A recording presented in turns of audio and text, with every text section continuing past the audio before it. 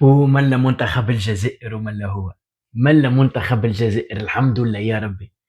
اما خلونا قلوبنا في دينا برجوليه. المقابله كانت نورمال 2-2، الجزائر تدور في كرة التالي، ما فما حتى شيء. تودنكو محرز الهدف الثالث. اوف، الجمهور الجزائري ما عرفوش يفرحوا ولا يتغششوا باش ما يقابلوش المنتخب الاسباني. زاد الحكم 4 دقائق، الجزائر تمركي في الدقيقة 93 94، زاد دقيقة أخرى ولا دقيقة ونص، والمنتخب النمساوي يمركي البونتو الثالث والتعادل، وفرحة عارمة من المنتخب النمساوي. افتتح المنتخب النمساوي في الدقيقة 28 عن طريق أرناوتوفيتش، حينما استلم تمريرة طويلة من دافيد ألابا جعلته منفردا بحارس المرمى الجزائري أسامة بن بوت. بعد الهدف أحدث لاعبو المنتخب الجزائري هجوما أدى إلى فرصتين، حيث جانبت تصويرة إبراهيم مازا العارضة دقيقة 36 ثم بالقائم صحيحة، دخلت عدات بجنب بالقائم، وهذه تضربت على القائم في الدقيقة 40. هذوما زوز فرص كما احنا نقولوا سي معناتها المنتخب الجزائري ماشي مركز التعادل. في الدقيقة الأخيرة من الشوط الأول أدرك الظهير الأيمن رفيق بالغالي برجولية، بصراحة ملاعبي مش نورمال. رفيق بالغالي هدف التعادل. سيدي من مجهود فردي رائع بصراحة.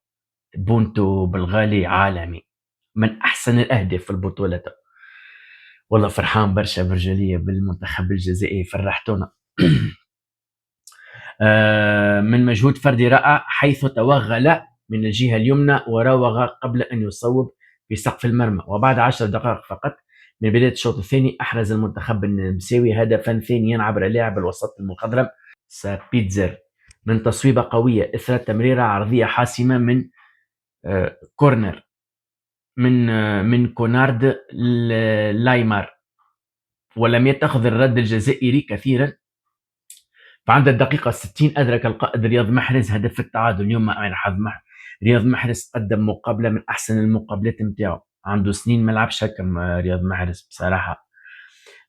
تصويبة متقنة من داخل منطقة الجزاء، تمريرة من لاعب الوسط حسام عوار، وعدم محرز ليسجل هدفا جزائريا ثالثا في الدقيقة 94، غير أن النمسا عادلت النتيجة بعدها بدقيقة ونصف.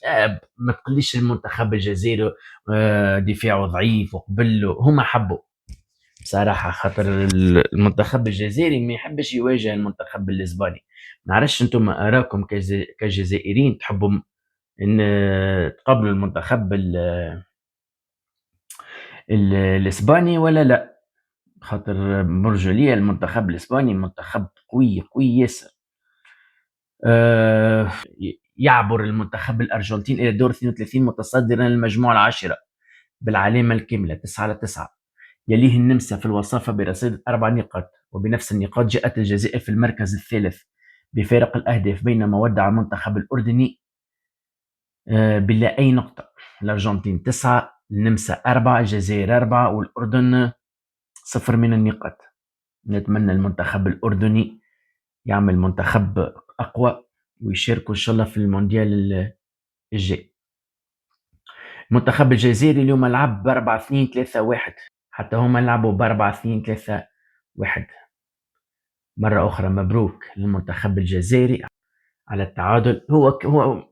هو التعادل بالنسبة لي أنا في طعم الهزيمة، لخاطر المنتخب الجزائري بصراحة يستحق الانتصار. أما كما قلنا هم المنتخب الجزائري في فكرهم هم يحبوا يقبلوا بصراحة. معناتها تخيل أنت النمسا تمركي في الدقيقة 94 العكس، وتخرج الجزائر تخرج من الكوب دو موند.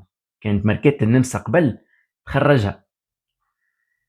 مرة أخرى نقول الحمد لله، مبروك للمنتخب الجزائري الشقيق، هذاك منتخبنا. خرجت تونس تبقى لنا الجزائر إن شاء الله. إن شاء الله الجزائر تنورنا، خاطر إذا تربح الطرح الجاي معناتها مش تقابل بالتعادل. اليوم المنتخب الجزائري ما ما حبش يلعب ضد اسبانيا، حب يلعب مع سويسرا. منتخب كيف كيف كيما الجزائر 50-50 المقابلة هذه.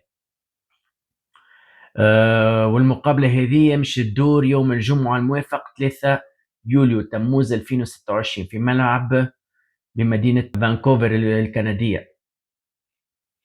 المنتخب الجزائري يربح سويسرا يتقابل في مقابلة اللي مش يربح بين كولومبيا وغانا. معناتها بصراحة سويسرا كولومبيا وغانا في متناول الجزائر خويا. ان شاء الله ان شاء الله ربي معكم وربي معانا، خاطر المنتخب الجزائري تو يمثل التوانسة، كنا جزيرية وتوانسة خوين. وان شاء الله المنتخب الجزائري يربح سويسرا ويتعدى المقابلة الاخرى، يا يقابل كولومبيا يا غانا. الولاد اذا فيديو ما تنساوش هيك اللايك والاشتراك في القناة وتفعيل جرس ليصلكم كل الجديد. ونوس فيموس a la próxima. Hasta luego.